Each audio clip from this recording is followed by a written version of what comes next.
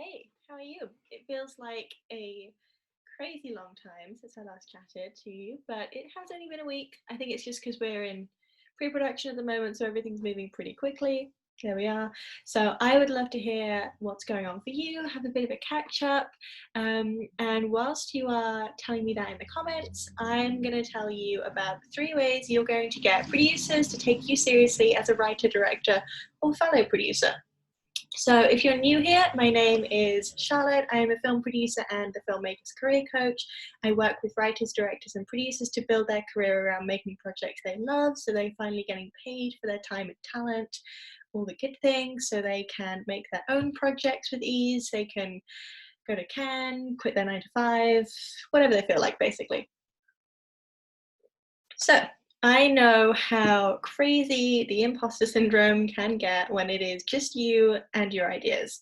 So we often find ourselves thinking, oh, but I haven't got enough experience, or my IMDb looks pretty light, or I've only ever made low budget or no projects before. If you felt yourself thinking that, like, I see you, I used to think it all the time. And it always comes up, especially when you're about to have a meeting with a producer, or even if you're just gearing up to send an email. So we're going to start to get rid of some of those nerves and get producers taking you seriously at the same time. And this works for investors, funding competitions, and other business-related people in the industry as well. So the first step is learning that it is never just about the idea. You might have heard me say this before, and it is crucial, if a slightly mean lesson, all writers and directors and producers have to learn. It doesn't really matter how developed your characters are or how much world building you've done. The idea is a fraction of what the other person is reviewing and considering when they're looking at your pitch. So understanding this is the first step. Producers are definitely creative people. We're not just looking at return on investments and audience breakdowns and spreadsheets. We really care about story and character and the messages behind them. But in order to do our job properly, we have to know who's going to watch it, who's going to pay for it, and why should it be made now.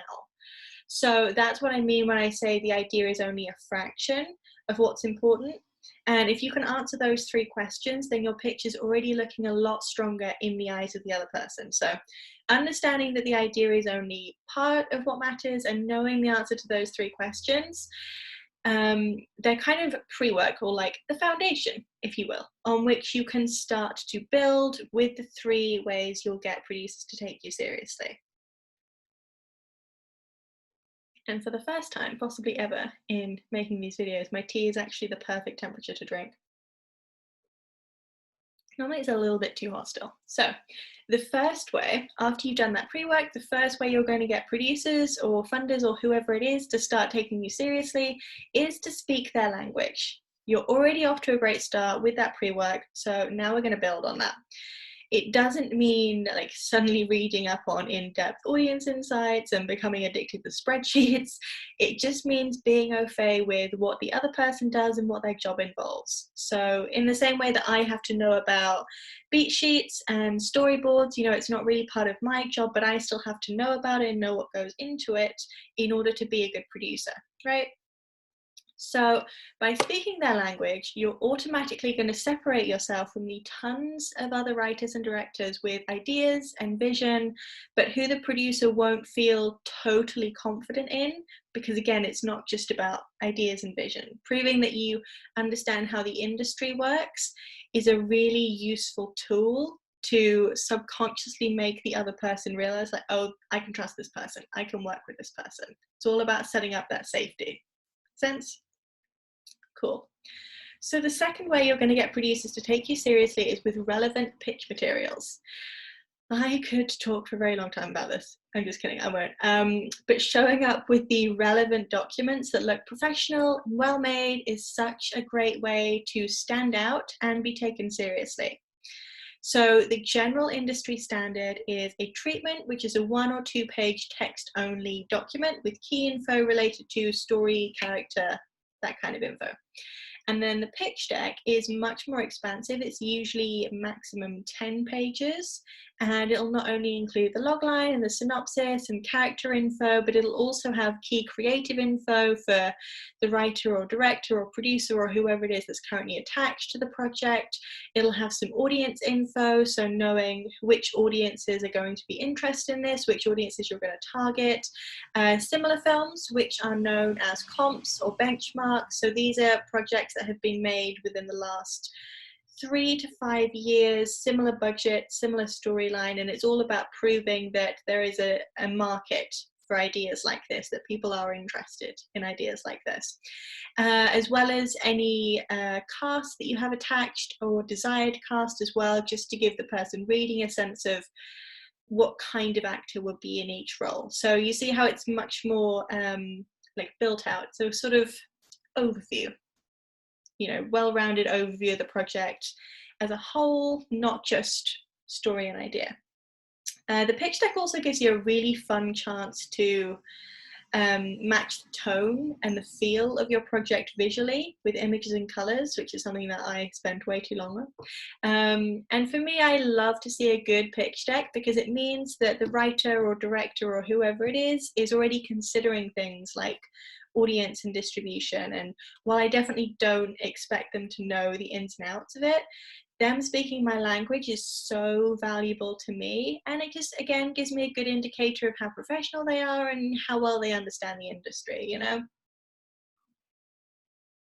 So remember that the producer is looking at you as a potential collaborator, not just someone coming with an idea. So speaking their language, showing that you understand their work, and showing that you understand how the industry works as well, it means you're already off to a fantastic start. The third way that you are going to stand out and get producers to take you seriously is to build your development slate, aka like do what the professionals do. So there are so many benefits and reasons why your own development slate is essential, even if you are just starting out or feel like you're not experienced enough yet. Trust me, the sooner you put this together, the better. My personal favorite reason is so you always have something to pitch and you never lose an opportunity when you are telling someone about a project and you can tell they're not in love with it. It means that you have something to fall back on. So the system that I teach my clients when we're building their slate together is to organize their projects in terms of scale, so that when they're in a meeting or just casually chatting to someone, they can mentally scan through the projects that will be the most relevant or interesting to that person in particular. And then it means that their pitch automatically stands a much better chance, because again, it's not just about the idea. I've actually just sent an email to someone to say that I really liked their script, but it's not for me. And it doesn't mean that their idea or script is bad, it just means that I'm not the right fit for it, So being able to tailor your pitches is a great benefit of having your own thriving slate. But the reason it's going to get producers to take you seriously is because every professional filmmaker has their own development slate. It's a non-negotiable. It shows that you're committed to your career as a writer or director or both. And as a large part of that, your job is being an ideas machine. So I know it's like the way it's often kind of sold in this industry is just have 1 or 2 key ideas and stick with them until they get made.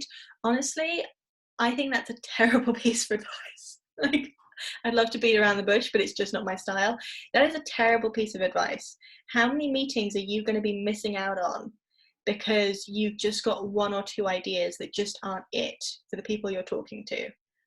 And those ideas, it doesn't mean that they're bad. It just might mean that it's not the right time for them. And you can potentially lose months or even years waiting until it is the right time for those projects. So that concept of kind of stick with one idea and see it through to the very end and just do one idea at a time is the biggest thing that's really tripping up a lot of filmmakers, to put it mildly. So build your own development slate. You want to be looking at 10 to 20 ideas, and it doesn't mean they have to all have scripts or they all have to be in a finished state.